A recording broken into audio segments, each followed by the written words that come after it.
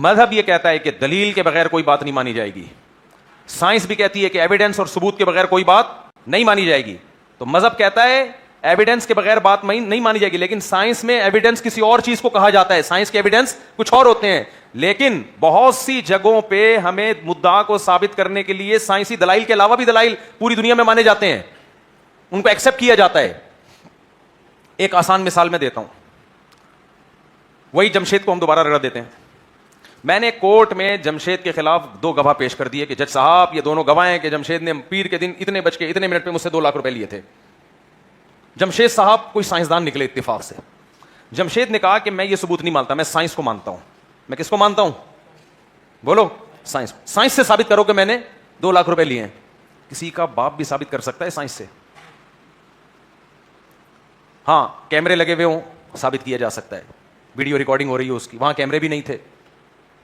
Science سے یہ تو کیا جا سکتا ہے کہ یہ گواہی دے رہے ہیں کہ پیر کے دن اتنے بج کے اتنے منٹ پہ فلاں تاریخ کو. اب سائنس نے کیلکولیشن کر کے ہی بتا دیا فلاں تاریخ کو پیر کا دن بیٹھ ہی نہیں رہا ہے. صحیح ہے نا, یہاں تک تو سائنس مدد دے سکتی ہے کہ یہ جج صاحب پیر کے دن. تبھی ہم کہتے ہیں کہ یہ جو چاند دیکھ کے فیصلہ کرتے ہیں نا, اس میں فلکیات سے مدد تو لی جائے گی, لیکن فلکیات پہ حکم کا مدار نہیں ہے, کیونکہ شریعت نے اس میں چاند دیکھنے پر حکم کا مدار رکھا ہے, رؤیت. ہاں اس رؤیت میں فلکیات سے مدد لی جائے گی. مثال کے طور پر ایک آدمی کہتا ہے میں نے چاند دیکھا, تو علماء اس سے پوچھیں گے کہاں دیکھا, وہ کہے گا فلاں جگہ دیکھا. کس اینگل میں دیکھا؟ جی اس اینگل میں دیکھا. اب فلکیات کی کیلکولیشن کی تو پتہ چلا اتنے بج کے اتنے منٹ پہ یہاں چاند ہونے کا امکان ہی نہیں ہے, یا ہے مگر اس اینگل سے ہے ہی نہیں, تو اس نے دیکھا کہاں سے ہے. تو اس بیس پہ اس کی گواہی کو رد کیا جا سکتا ہے. یہ بالکل ٹھیک ہے. اسی طرح خوب اچھی طرح یہ بات سمجھ لو, کوئی مذہب اگر کوئی بات دعویٰ کرتا ہے اور وہ سائنس کے ثابت شدہ اصولوں کے خلاف نکلتی ہے, تو یہ اس کی علامت ہے کہ مذہب ہی غلط ہے, یہ ثابت شدہ اصولوں کے خلاف نکلتی ہے. لیکن یہ بات کرنا کہ دلیل صرف سائنس دانوں کے بنائے ہوئے بتائے ہوئے اصولوں ہی کو کہا جاتا ہے, یہ دعویٰ پوری دنیا میں نہیں, کہیں بھی نہیں مانا جاتا. یہ گواہوں پہ فیصلے ہوتے ہیں کہ نہیں ہوتے؟ قتل تک کے فیصلے گواہوں پہ ہو جاتے ہیں. ایک آدمی نے کسی پہ دعویٰ کیا کہ اس نے میرے باپ کو اس نے قتل کیا ہے, عدالت کہے گی گواہ لے کر آؤ. یہ 10 گواہ لے کر آ گیا, کوئی ان کے پاس ویڈیو ریکارڈنگ نہیں ہے, لیکن وہ 10 کے 10 ایک بیان پہ متفق ہیں کہ ہم نے دیکھا ہے کہ فلاں شخص نے مارا ہے. اب مقتول یہ کہہ سکتا ہے کہ میں سائنسی دلائل کو مانتا ہوں, کہہ سکتا ہے؟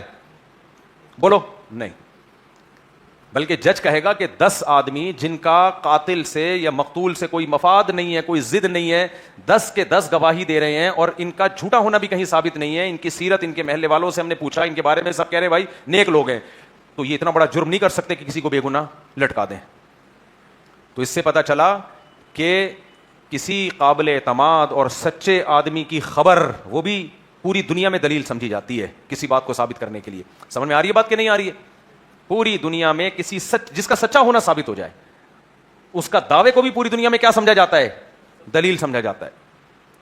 تو مذہب کے ذمے صرف یہ ثابت کرنا ہے کہ جو اپنے آپ کو پیغمبر ہونے کا دعویٰ کر رہے ہیں, محمد صلی اللہ علیہ وسلم, وہ یہ کہہ رہے ہیں کہ میں خدا کا بھیجا ہوا پیغمبر ہوں, ان ہوا الا وحی یوحا, میری زبان سے جو کلام نکلے گا اس کا ذمہ دار کون ہے؟ اللہ ہے, میں پیغمبر ہوں اللہ کا. تو اللہ کے ذمے یہ ثابت کرنا ہے کہ یہ سچے پیغمبر ہیں, یہ جھوٹے نہیں ہیں.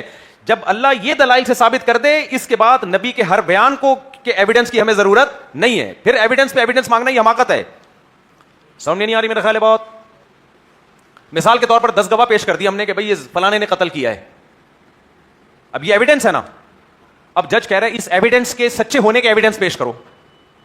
تو ہم کہیں گے جج صاحب پھر اس ایویڈنس کے سچے ہونے کے جب ایویڈنس پیش کریں گے تو اس ایویڈنس کے بارے میں آپ کہیں گے کہ یہ سچے ہیں, ان کے سچے ہونے کے ایویڈنس پیش کرو.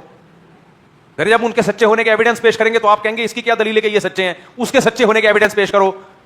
جج صاحب اتنے دنوں میں قاتل جو ہے نا وہ ویسے ہی 99 سال کا ہو جائے گا, اس کو لٹکانے کی ضرورت ہی نہیں رہے گی. نہیں آ رہی سمجھ میں بات؟